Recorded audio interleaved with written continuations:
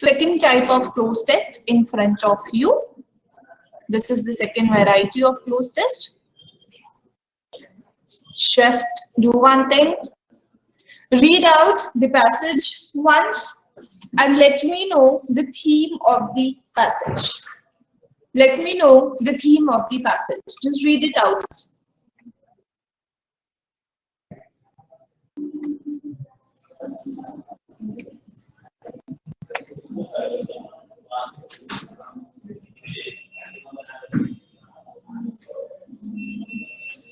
Acha, today I'll tell you about root words. Don't worry. Today I'll tell you about root words. Okay?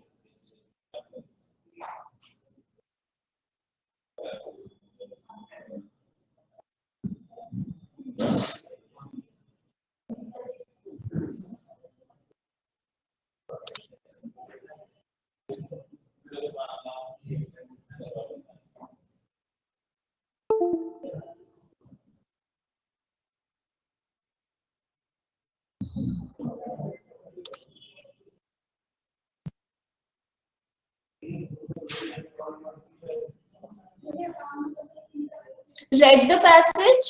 पढ़ लिया? Please zoom the page. You are not able to read it? I'll do so.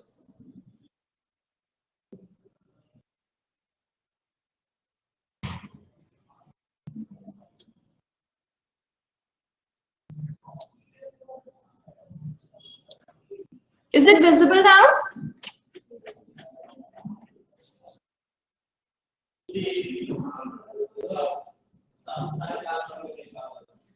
This para is about to protest against Padmavat movie and the reaction of government's reaction on it. पक्का government के reaction के बारे में इस passage में बात करी गई है.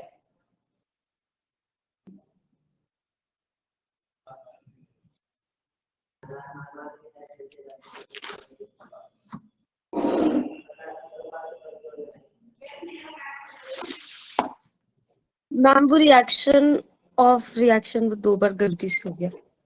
कोई इशू नहीं है.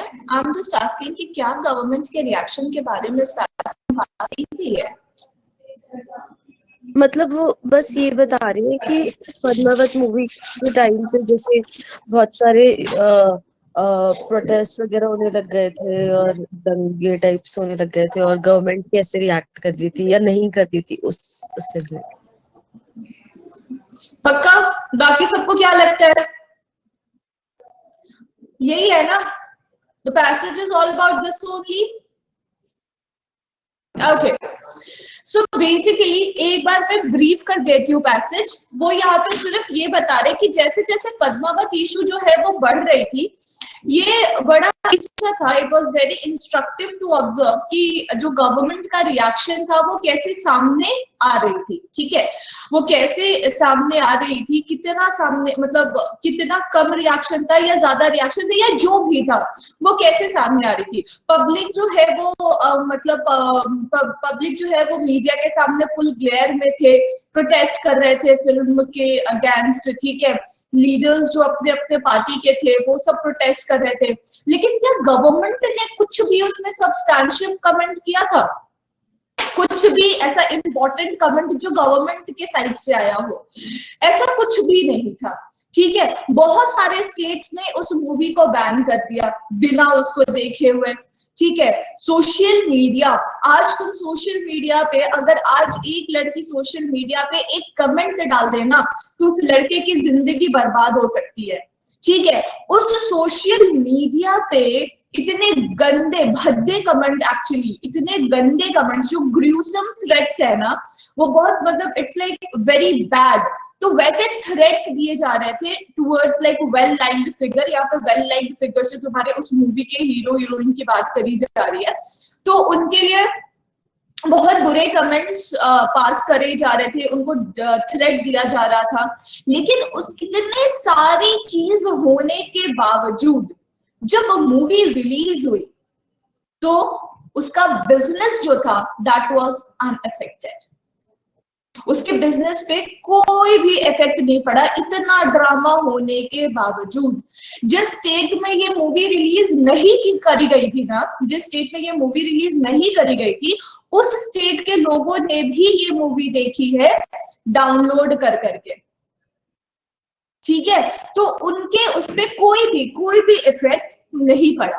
तो यहाँ पर वो वही बता रहे हैं कि democracy works by creating several of oversight. Oversight मतलब बहुत सारी चीजें अपने सामने आप क्रिएट करते हैं और डेमोक्रेसी उसी तरीके से वर्क करता है, each acting in a specific way. और सारी जो आपके विजुअल्स है वो अपने तरीके से एक्ट करते हैं।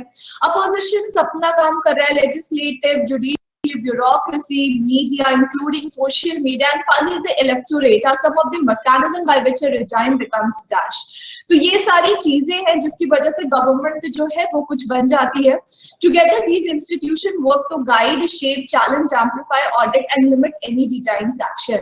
और ये सारे institutions जो है वो साथ में मिलकर गवर्नमेंट के एक्शन को गाइड करते हैं, उनको शेप करते हैं, चैलेंज करते हैं, एम्पलीफाई, ऑडिट एंड लिमिट करते हैं, ठीक है। This is the basic meaning of the passage. Now according to this आप लोग वन बाय वन, अब जहां पे ब्लैंक नंबर 1 है, आप फिल करने की कोशिश करो कि क्या क्या वर्ड्स फिल होंगे, and don't tell it to me, है ना। फिल करके अपने पास रख लो, मुझे बता दो कि हाजी मैम हो गया, बस। और फिर से कहूंगी, किसी को अगर किसी वर्ड का मतलब ना पता हो, वर्ड की मीनिंग नहीं पता होने की वजह से अगर आपको ऐसा लगता है कि आप नहीं कर पा रहे हो कोई भी ब्लैंक को फिल, तो you are free to ask the meaning. आप किसी भी वर्ड का मीनिंग पूछने के लिए फ्री हो। Meaning I will tell at the initial level.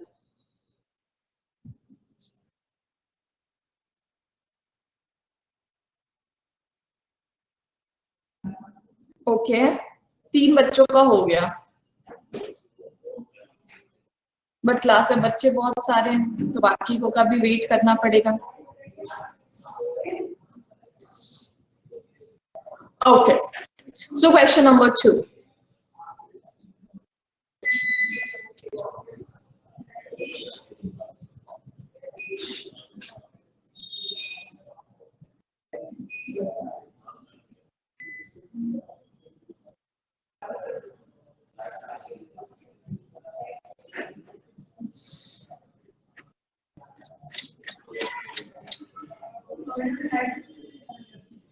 ये आगे बढ़े।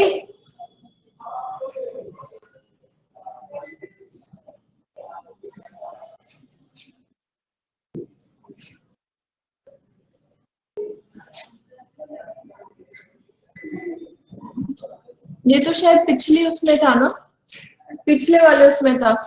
रैम्पार्ट का बेसिकली मतलब होता है प्रोटेक्टिव बैरियर काइंड का, है ना। किसी भी कोई भी चीज है उसमें ऐसे वो एक बैरियर टाइप का क्रिएटेड है जो प्रोटेक्ट कर रहा है आपको आगे बढ़ने से या उधर होने से। तो जो प्रोटेक्टिव बैरियर होता है उसको हम लोग रैम्पार्ट कहते हैं।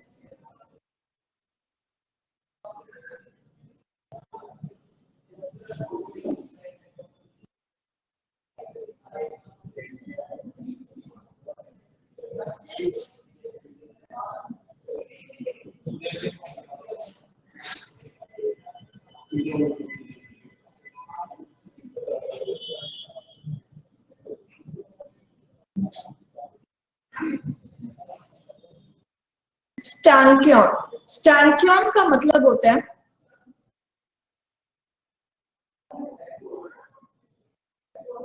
ऐसे बार्स होते हैं, ठीक है, ऐसे बार्स होते हैं जो सपोर्ट करने के लिए खड़े होते हैं, ठीक है। Upright bar which is forming a support for the other thing, that is what we call as stanchion.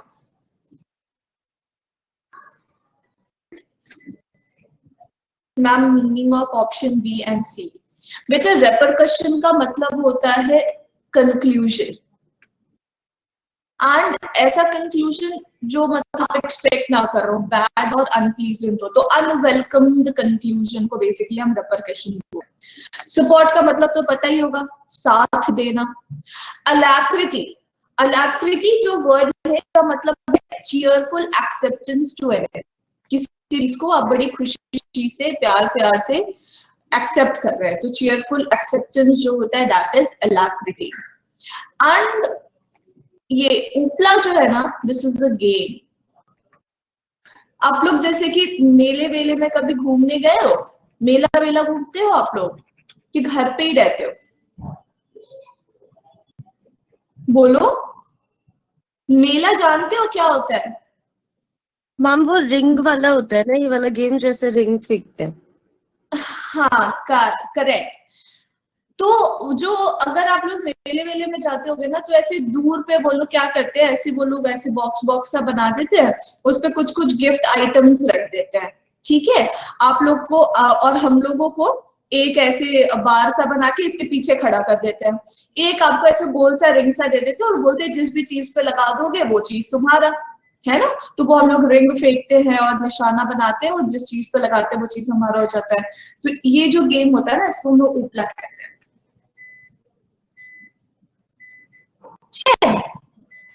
हो गया बी और क्लियर। बेटा स्टैंक्यून अभी बताया था मैंने घर में, ये जो अपराइट बार होता है जो आपको सपोर्ट करने के लिए यूज किया जाता है, that is what we call as stanchion. ठीक है, so I hope this is done. Now question number 4।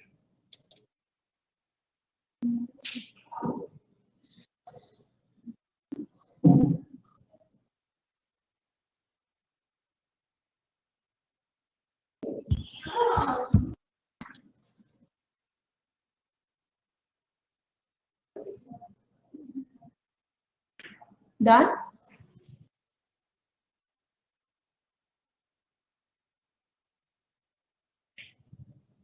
ये पैसेज देखने में थोड़ा सा वैसा सा है कि अरे यार इसमें दो दो वर्ड्स हैं, ऐसा है वैसा है, but this is like one of the easiest passage to solve.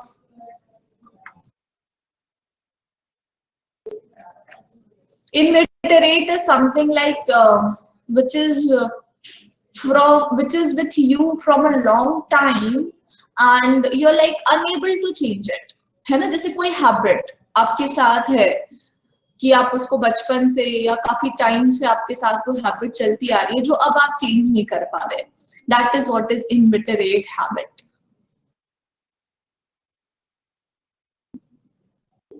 ठीक है, डन, आगे बढ़ो।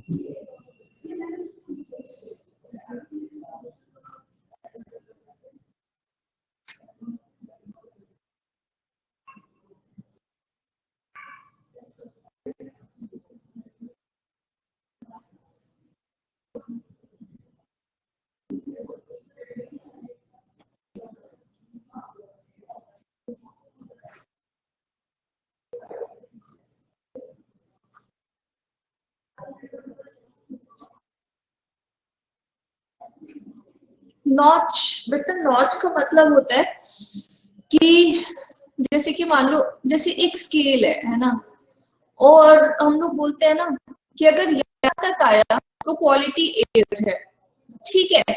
अगर इससे ऊपर गया तो क्वालिटी अच्छा है, ठीक है।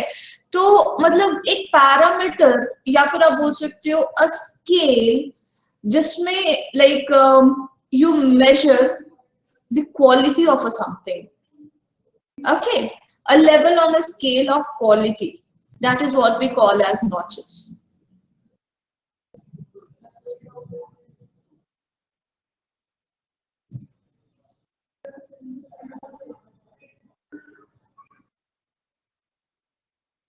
Done? I guess whole paragraph is done now.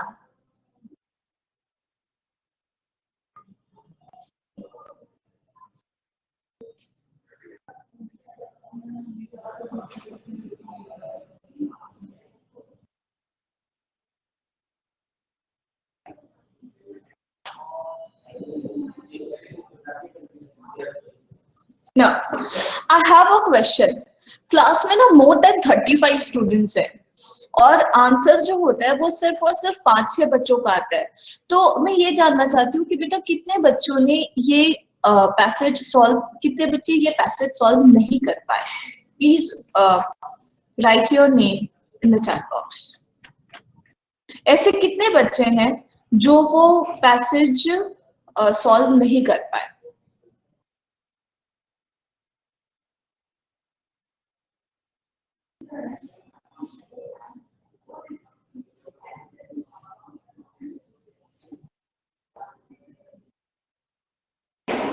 तीन कर ली और 3 नहीं हो पाए, ठीक है राजू, कौन से 3 कर ली ये भी जरा मेंशन कर दीजिएगा।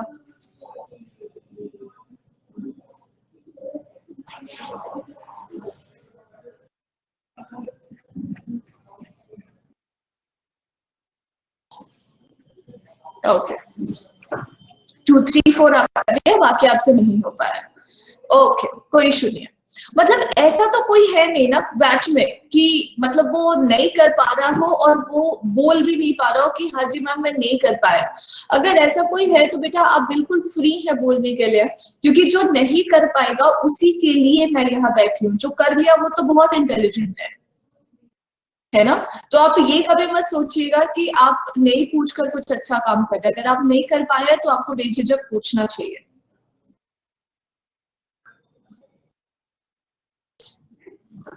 अब यहाँ पे देखो, while the Padmavati issue rages on, it is instructive to observe how little by way of or an reaction by the government. अब यहाँ पर या तो तुम A आर्टिकल चूज करोगे या तो आप यहाँ पर एन आर्टिकल चूज करोगे, ठीक है।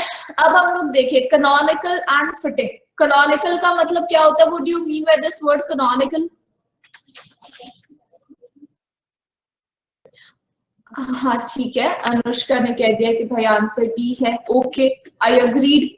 बट यहाँ पर ये जो मतलब है कैनोनिकल का, canonical means something which is considered to be good और इम्पोर्टेंट, ठीक है, कंसिडर्ड टू बी गुड और इम्पोर्टेंट।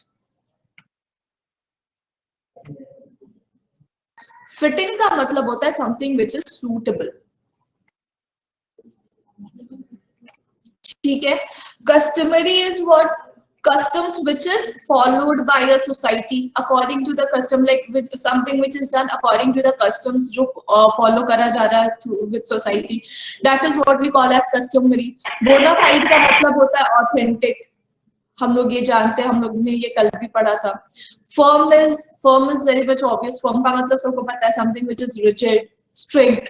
stout का मतलब क्या होता है?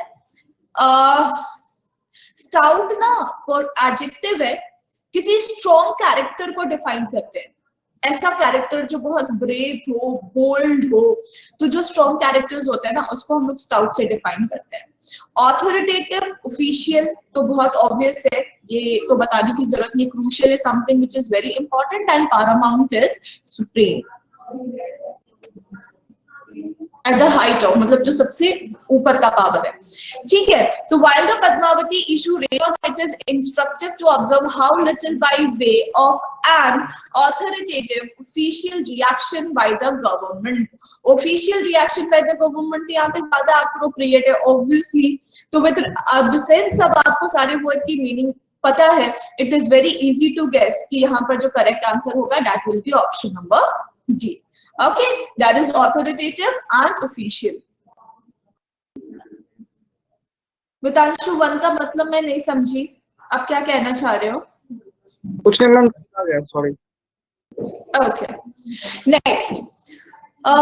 So the by the government has been forthcoming in the face of public dash made in the full glare of national media। What it was made? देखो, demand आप सब जानते हो, अपील आप जानते हो। Presage, what do you mean by this word presage? Presage का मतलब होता है वार्निंग और थ्रेट का भी मतलब होता है डराना, ठीक है। Rampart I have already told you, ठीक है। प्रोटेक्टिव बैरियर जो होते हैं, स्टिक्स आपका एक पोल काइंड का होता है, ठीक है। It is a kind of a pole, strong लंबा सा स्टिक और पोल जो होता है उसको हम लोग स्टेट्स कहते हैं। बैकिंग का मतलब again support. Abutment means what? जैसे कि ये मान लो एक लैटरल सरफेस है, तो इसको सपोर्ट करने के लिए ये जो नीचे में इसको सपोर्ट करने के लिए जो नीचे में ये जो स्ट्रक्चर बनाया जाता है ना, स्ट्रक्चर इज नोन एज अब्यूटमेंट। किसी भी आर्क को या लैटरल सरफेस को सपोर्ट करने के लिए जो स्ट्रक्चर बिल्डअप किया जाता है दैट इज कॉल्ड एज अब्यूटमेंट। तो अगर हम इसको नॉर्मल लैंग्वेज में देखें तो इसको भी सपोर्ट के ही सेंस में यूज करेंगे। Controversy you guys know and affairs you guys no.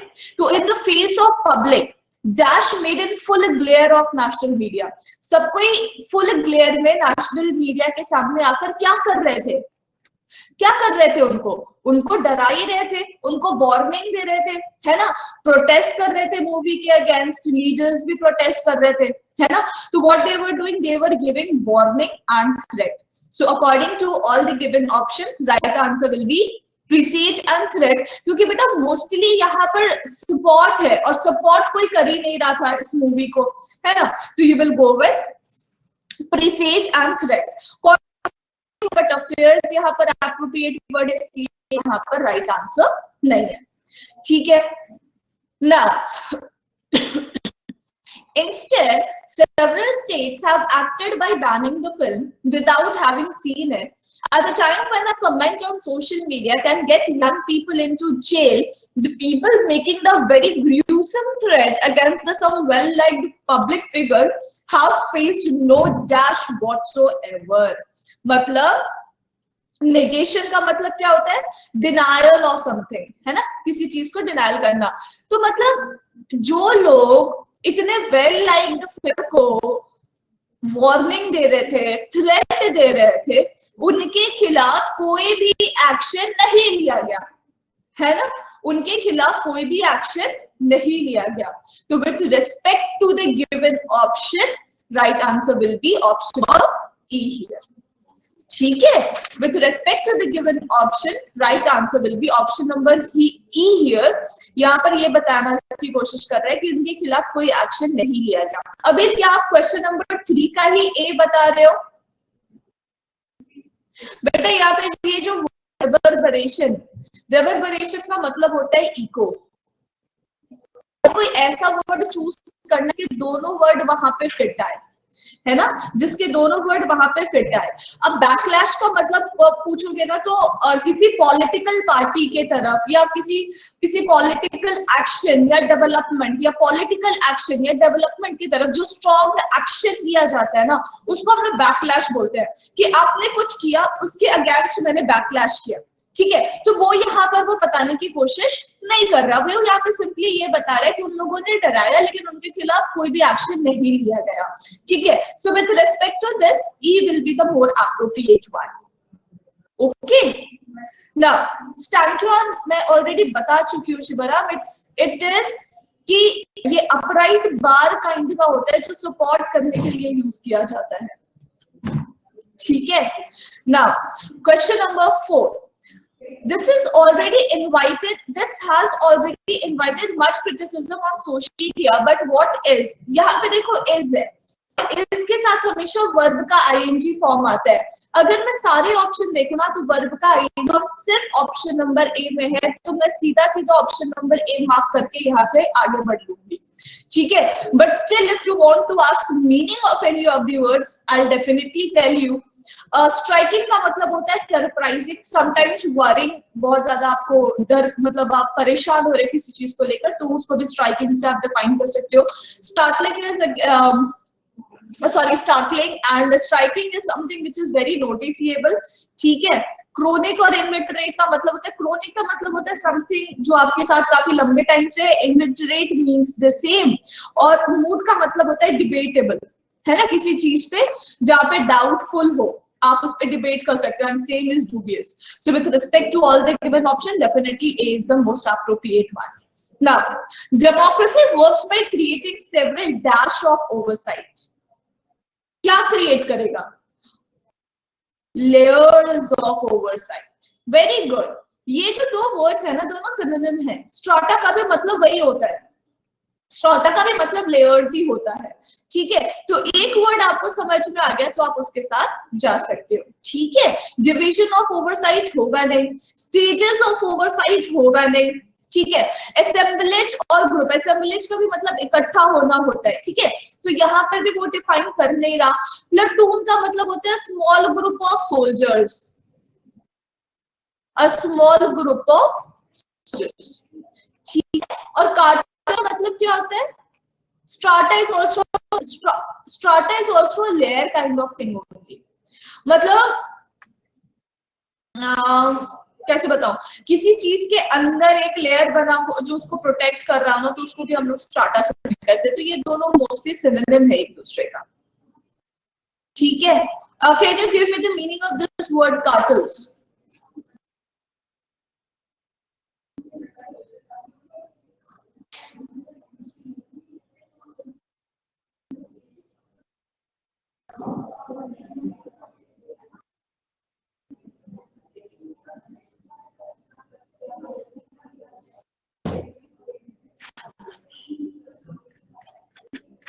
Drug cartels,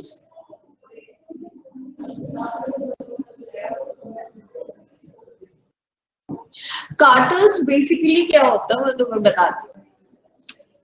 मान लो 3-4 कंपनी है, ठीक है। 3-4 कंपनी के कुछ लोग आपस में बैठे हैं, प्रॉफिट इंक्रीज करने के लिए किसी भी चीज का प्राइस फिक्स कर रहे हैं, ठीक है। और वो कंपनी आपस में एक दूसरे के साथ compete भी नहीं कर रही है, तो उसको भी हम लोग कार्टल से डिफाइन करते हैं, ठीक है। और कार्टल्स ज्यादातर इसी सेक्स पे यूज होता है, group of people of the separate companies that agree to come together for like profit increasing, है ना, and they are not competing with each other, okay. And the last one, question number 6. The opposition, the legislative, the judiciary, the bureaucracy, the media, including social media, and finally the electorate are some of the mechanism by which a regime becomes dash. Regimes become accountable. Accountable and liable का मतलब क्या होता है? Responsible by law. Responsible by law. Fraud का मतलब होता है plentiful, बाकी सारे वर्ड का मतलब आपको पता ही होगा। प्रोलिफिक का मतलब होता है प्लेंटिफुल, और रेजिलिएंट का मतलब होता है कि you guys are strong enough to deal with any bad situation, strong enough deal with anything like illness, unpleasant situation, you can also say like shock, change. That is what we call as resilient. Okay, so I hope this is clear to everyone कि हमने ये double fillers cloze test को कैसे solve किया। किसी को कोई doubt है?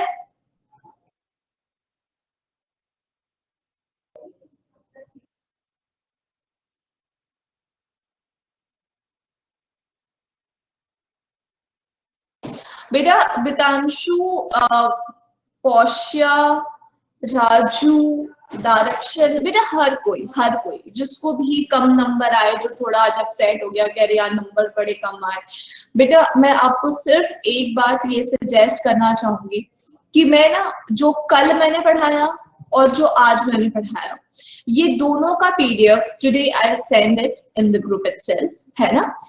आप लोग इसको घर पे एक बार दोबारा से सॉल्व करना। अभी क्या हो गया कि आप लोगों को मीनिंग पता नहीं थी तो कुछ गलत हो गए, कुछ फिट नहीं बैठ पाए, लेकिन प्रैक्टिस इज दी लाइक की टू इट, है ना।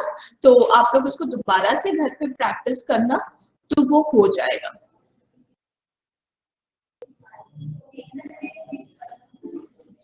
I need to give more paragraphs also, and I'll give you more close test also. So don't worry, I'll provide it to you guys. Ma'am, when you will give the answer key of comprehension passage, I'll give once you guys tell me कि हाँ ma'am I have done it. Once you will tell me कि हाँ जी मैंने कर लिया, तो फिर मैं दे दूंगी। आज दे दूं फिर? कर लिया सबने?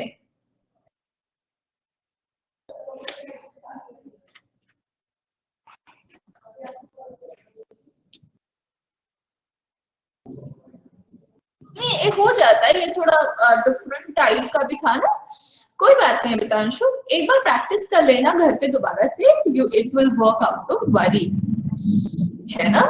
और बेटा ये जो इस टाइप के ये जो डबल फिलर्स वाले जो क्लोज टेस्ट होते हैं ना, they used to generally come in the mains examination only, so don't worry, you guys have ample amount of time to practise, है ना।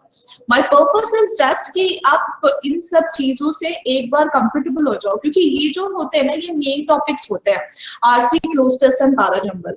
तो एक बार हमने ये कर लिया ना, तो मतलब मुझे ऐसा लगता है कि we have completed our 40% of syllabus.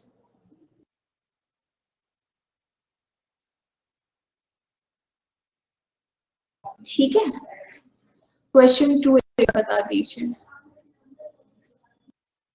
हाँ पूछो बेटा, इसमें क्या बता दूं? तुम्हें ऐसा क्यों लगता है कि इसमें तुम्हें बताओ बी के अलावा और कौन सा आंसर करेक्ट लग रहा है नेहा? तो उस रेस्पेक्ट में I will guide you. Definitely both are important. Definitely, see, prelims is of qualifying nature, but definitely you will have to clear prelims, then only you will appear in mains. And mains become the most important examination because the marks of the mains will be added in the final merit list. So definitely both are important and equally important. और ऐसा थोड़ी ना है कि prelims का अभी पढ़ोगे फिर mains का बाद में पढ़ोगे। prelims और mains के बीच में ना, प्रीलिम्स और मेंस के बीच में दितांशु प्रिपरेशन किस चीज का कर रहे हैं? May I know for which examination you are preparing for? NABARD, IBPS PO and IBPS SO. So if you are preparing for these examinations, prelims और मेंस के बीच में like you will be getting 1 month gap, है ना? And then 1 month like you will have to prepare more of GS, more of your particular examination. So there like you want to be able to focus on these things to clear the examination. Ma'am, I answered question A for question 6. How is it not fitting? Beta, efficient is okay, but competent is not okay. ठीक है, अभी competent इनको नहीं बनाता है, efficient बिल्कुल बनाता है, बट इनको कॉम्पिटेंट नहीं बनाता। तो इस वर्ड के लिए we are omitting this option, ठीक है, because of this word only I have omitted this option. और वैसे भी जब यहाँ पर आपका लेजिस्लेटिव और अपोजिशन के बारे में बात करी गई ना, तो यहाँ पर you will have to go with something which is responsible by law. तो वो हर तरीके से जो गवर्नमेंट जो रिजाइन होता है ना, वो लॉ को अबाइड करते हुए, है ना, लॉ को फॉलो करते हुए ही वो सारे एक्शंस को लेता है। और ये जितने भी Yeah, definitely. You have to see that both the words should fit in a particular blank, है ना। तो जब यहाँ पर अकाउंटेबल और लायबल दोनों का मतलब होता है रिस्पॉन्सिबल बाय लॉ, और यही बताना है कि गवर्नमेंट रिजाइन जो भी एक्शन लेता है वो लॉ को ध्यान में रखते हुए लेता है, और ये जितनी भी बॉडीज है ना, ये उनको सपोर्ट करती है लॉ को ध्यान में रखते हुए किसी भी एक्शन को लेने के लिए। तो इस वजह से we are supporting option number B, ठीक है। श्रेयांश मैम, क्वेश्चन नंबर 3 का ऑप्शन बी क्यों नहीं होगा? क्वेश्चन नंबर 3 का ऑप्शन नंबर बी क्यों नहीं होगा? बेटा एक बात बताओ, सो वी हैव टू सी, हाँ जी, अच्छा, okay, so in option question number 3 you are talking about option number B. अब आप खुद से देखना श्रेयांश, ठीक है। अगर मैं ऐसा बोलती हूँ कि at a time when comment on social media can get young people into jail, the people making the very gruesome threat against some well-liked public figure have faced no conclusion or support. That's what you're trying to define. Conclusion और support का वहां पे कोई meaning निकल कर आ रहा है श्रेयांश?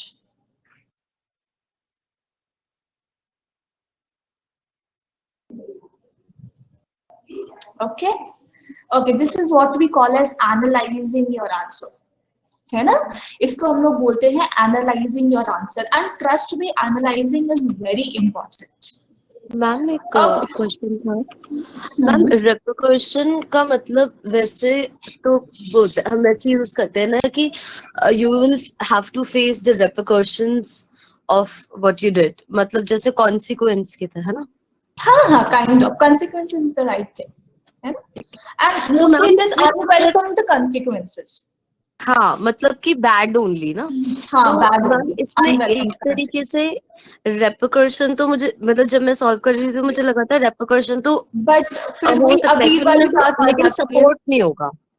हाँ, वही मैं कह रही थी, फिर वही बात आ जाती है ना, दोनों दोनों फिट होना चाहिए ना। सपोर्ट तो एट एनी कॉस्ट यहाँ पे किसी भी, ये जो पूरा का पूरा पैसेज है ना, ये नेगेटिव मीनिंग पैसेज है। हम लोगों ने इसमें कोई भी पॉजिटिव वर्ड तो फिल ही नहीं किया है, अथॉरिटेटिव, ऑफिशियल, अकाउंटेबल, लायबल, इन वर्ड्स को छोड़कर, है ना, बिकॉज वहां पर लॉ अबाइडिंग पार्ट आ गया, तो वहां पर हमने फिल किया, अदरवाइज तो सारे नेगेटिव वर्ड्स ही इसमें गए हैं। चलो, now since we have done this and I am hoping कि किसी को इसमें कोई डाउट नहीं है, आई होप कि इसमें किसी को कोई डाउट नहीं है, तो मैं तुम लोगों को आज बता देती हूँ कि रूट वर्ड्स क्या होते हैं।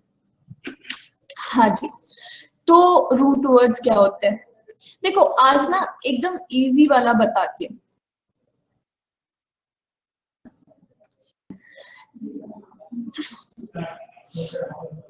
हमारे पास वक्त बच गया और हमारा पैसेज जल्दी कंप्लीट हो गया।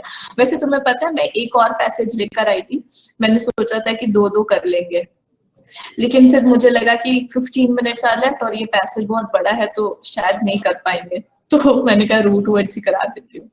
बट अगर हम लोगों ने इसको थोड़ा जल्दी कंप्लीट किया होता तो we would have done that as well today itself. तो मैम एक अभी हम लोग क्लोज टेस्ट में एक और पैराग्राफ करेंगे ना, वैसे अभी नहीं, मतलब नेक्स्ट क्लास में। हाँ बेटा, क्लोज टेस्ट तो अभी दो वैरायटी का बच गया ना, मैंने फर्स्ट वैरायटी हाँ, करवा दिया, सेकंड वैरायटी करा दिया, दो second वैरायटी वाली। बच गया है ना, तो या वो दोनों variety I try to do it in the next class only. अगर नेक्स्ट क्लास में खत्म नहीं हो पाया तो एक मैं होमवर्क दे दूंगी, ठीक है मैम, ठीक है। ठीक है। Now talk about root words without prefix and suffix, मतलब प्रीफिक्स एंड सफिक्स के बिना रूट वर्ड्स होते हैं। बेटा देखो, जैसे कि ना बहुत सिंपल सा तीन वर्ड लेती हूँ जो मेरे को बहुत अच्छे से पता है कि तुम सबको आता होगा, introvert, extrovert and ambivert. Introvert, extrovert and ambivert, ठीक है, सबको पता है कि इसका मतलब क्या होता है। उसके बाद यहां पर मैंने तीन वर्ड लिखा, मिसैंथ्रोपिस्ट, मिसोगैमिस्ट, मिसोजिनिस्ट, ठीक है। मैंने देखो यहाँ पे तीन वर्ड लिखी हूँ, वहां पे तीन वर्ड लिखी हूँ। बेटा ये जो वर्ड लगा हुआ है ना, वर्ड का मतलब होता है, तो ये रूट वर्ड है जिससे ये वर्ड बनता है वर्ड, जिसका मतलब होता है टू टर्न, ठीक है। इंट्रो का मतलब होता है इनसाइड, एक्सट्रो का मतलब होता है आउटसाइड, और एम्बी का मतलब होता है बोथ साइड। ना अब इंट्रोवर्ट मतलब इनसाइड टर्न जो खुद में रहता है, एक्सट्रोवर्ट मतलब आउटसाइड टर्न जो बाहर के लोगों के साथ ज्यादा रहता है, एंड एम्बिवर्ट का मतलब क्या है, बोथ साइड टर्न, मतलब जो इंट्रोवर्ट भी है और एक्सट्रोवर्ट भी है। अब जैसे एम्बी का मतलब हम लोगों ने पढ़ लिया जो होता है बोथ साइड। अब इसी में अगर मैं बोलूं एम्बीडेक्स्टर, एम्बीडेक्स्टर, तो एम्बीडेक्स्टर का मतलब क्या हो जाएगा? Come on, are you guys aware of this word? Meaning of this word, ambidexter? No ma'am. Yes, using both hands with equal skill. अरे हम लोगों ने 3 Idiots देखा है ना? Ma'am virus. Yes, absolutely. दोनों हाथों को इक्वल स्किल के साथ यूज करना। अब अगेन यहाँ पर क्या हो गया, एम्बी का मतलब होता है बोथ और डेक्स्टर का मतलब होता है स्किल, है, तो बोथ हैंड को इक्वल स्किल के साथ यूज करना, ये हो गया तुम्हारा एम्बीडेक्स्टर। अगर मैं बोलूं एम्बिगुअस, एम्बिगुअस अगेन आपका हो गया, एम्बी का मतलब क्या होता है, बोथ, तो मतलब कंफ्यूजन रहना, अनक्लियर पिक्चर ऑफ समथिंग, है ना। तो बेटा एक वर्ड अगर आप एम्बी जानते हो जिसका मतलब होता है बोथ, तो आप उससे कई सारे वर्ड्स जो है वो रिलेट करके याद कर सकते हो। ठीक है, इन अ सिमिलर मैनर हम इधर पे आ जाते हैं। ठीक है, तो यहाँ पे देखो एक वर्ड हुआ है मिस मिस मिस। बेटा ये जो मिस मिस मिस वर्ड है ना, this is the root word of this word misein. Misein is the Greek word जिसको हम इंग्लिश में लिखते हैं ना, तो हम इसका MIS को एज अ प्रीफिक्स यूज करते हैं। और मिसेन वर्ड का मतलब होता है हेटर। मिसेन वर्ड का मतलब होता है हेटर। यहाँ पे लिखा है एंथ्रो। बेटा एंथ्रोपोलॉजी आप लोगों ने सुना है? Anthropology is a subject. बोलो, anthropology is a subject, I guess आप लोगों ने सुना होगा, है ना। तो बेटा एंथ्रोपोलॉजी क्या पढ़ाते हैं? Like study of human races and mankind, है ना। एंथ्रोप का मतलब बेसिकली होता है ह्यूमन काइंड, है ना, ह्यूमन काइंड। तो मिसएंथ्रोपिस्ट का मतलब क्या हो गया? Hater of mankind, hater of mankind. Gamy. अब गैमी क्या होता है? पॉलीगैमी, बाईगैमी, आप लोगों ने सुना होगा।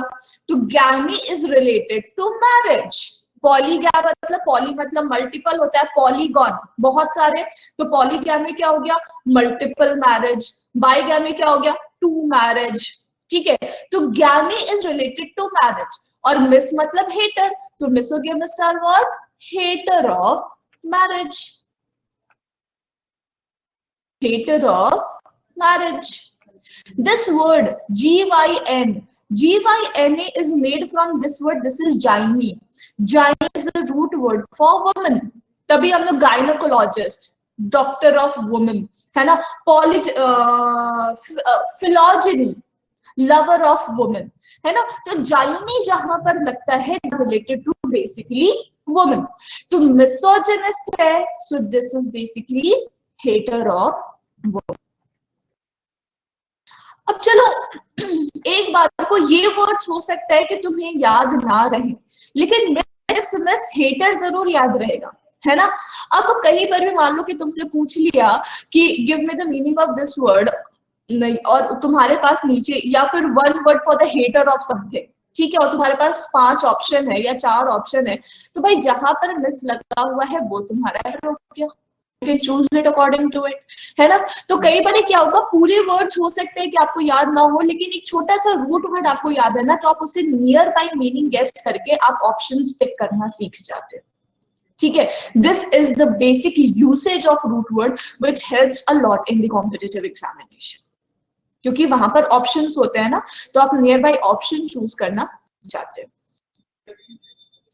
कंसेप्ट ऑफ रूट वर्ड समझ आया? यस हाँ मैम। पूछो। मैम इसको और कहाँ से हम मतलब जैसे अभी इतना समझा, और कहाँ से पढ़ सकते हैं इसके बारे में? मेरे पास, I'll give you, I'll show you one thing.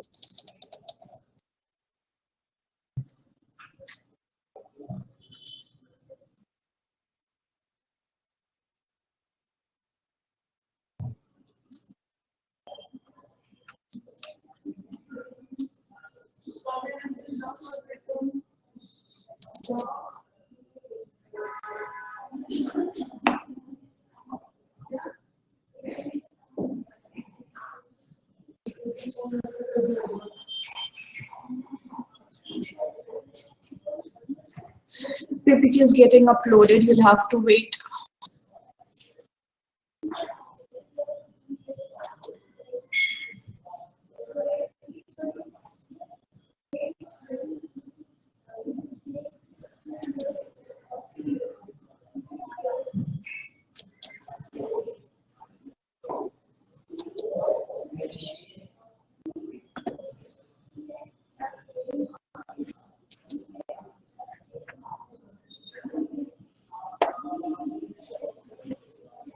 This is a prefix only अभी, हमेशा prefix के सेंस में ही यूज किया जाएगा।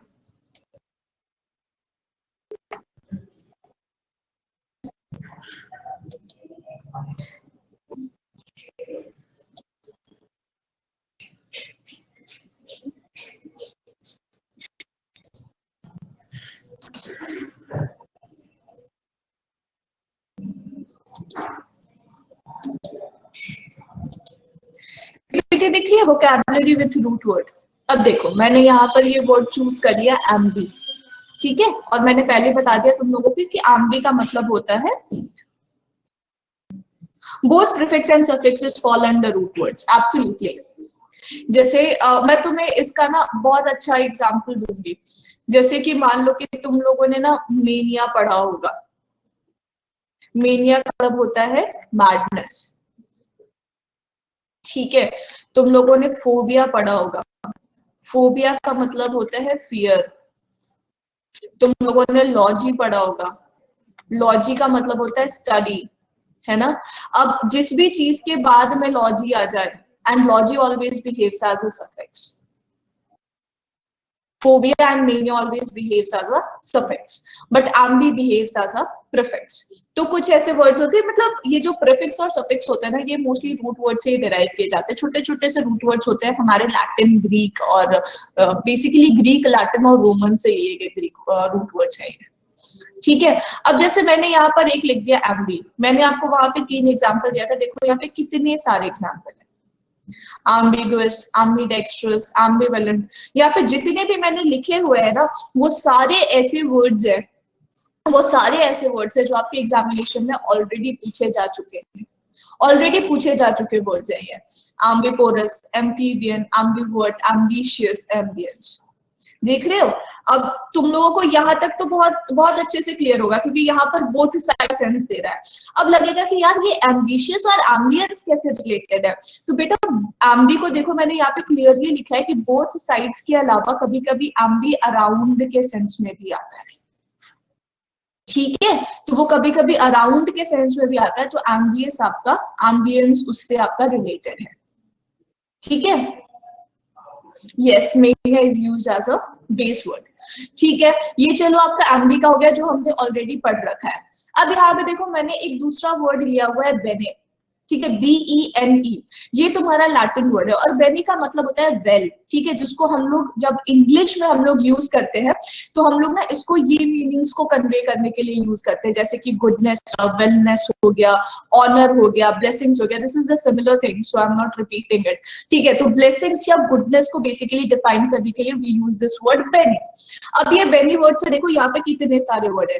बेनाइन बहुत ऑब्वियस वर्ड है जो शायद हम सब इसके बारे में जानते होंगे।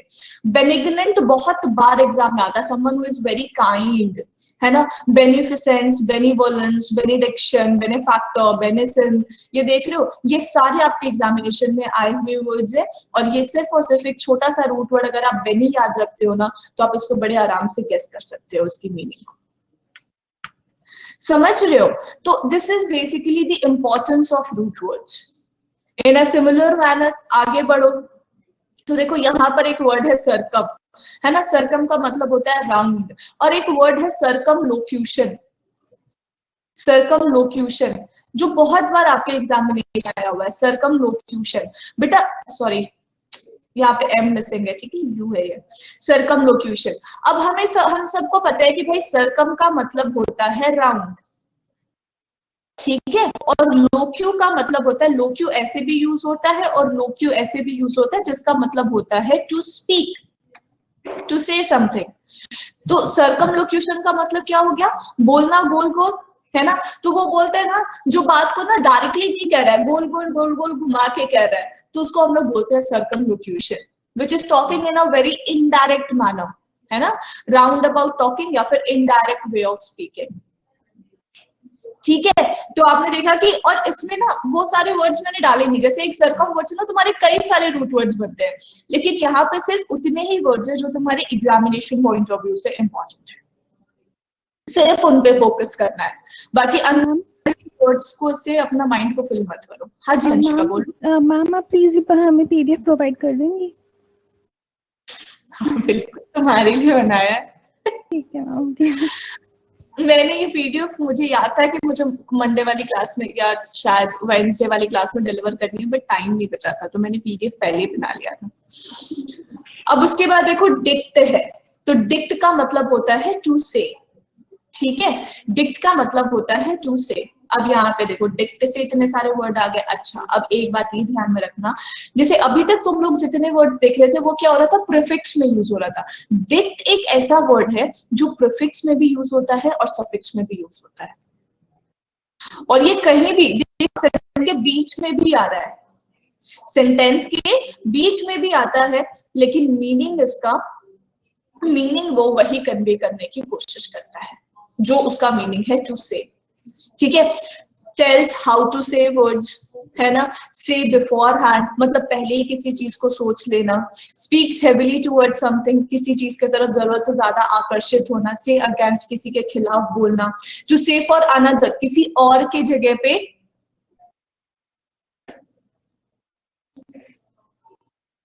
किसी और चीज की तरफ डेडिकेटेड रहना।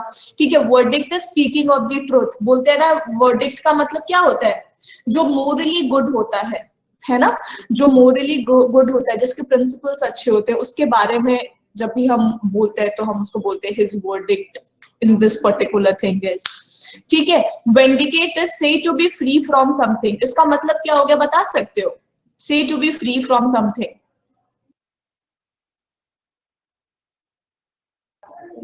नहीं बता सकते। अरे बोलो, मेरी आवाज नहीं आ रही क्या? Am I audible? मुझे ऐसा लगा मेरी आवाज ही चली गई, कोई कुछ बोल ही नहीं रहा। So what do you mean by this word vindicate? अभी तक एलिगेशन लगता था, बट अभी मुझे पता नहीं। अभी तक तुम्हें एलिगेशन लगता था विंडिकेट का मतलब, और से फ्री फ्रॉम थिंग्स यूज हो रहे हो, ऐसा कुछ है क्या? हाँ जी मैम। सी, हमेशा ना चीजों को रिलेट करके पढ़ा करो। ठीक है, अगर चीजों को रिलेट करके नहीं पढ़ोगे ना तो फिर उसी तरीके से कंफ्यूज हो जाओगे। ठीक है, वेंडिकेट का मतलब होता है कि किसी भी एलिगेशन से फ्री होना, क्लियर ऑफ ब्लेम, है ना, किसी भी एलिगेशन से फ्री होना। तो said to be free from something, किसी चीज से फ्री होना।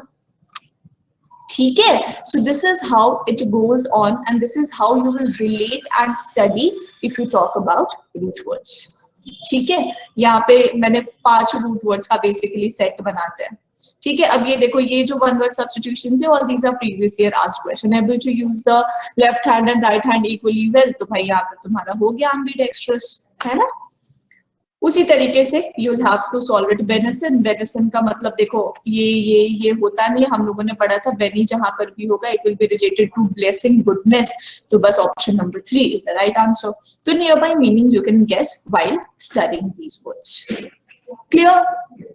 ये पीडीएफ प्रोवाइड करवा दूंगी, पढ़ लेना, और फिर जब तुम लोग थोड़ा सा कंफर्टेबल हो जाओगे ना, तो डेली बेसिस पे 5 root words I discuss in the class, so you will get more comfortable with your vocabulary part. ठीक है,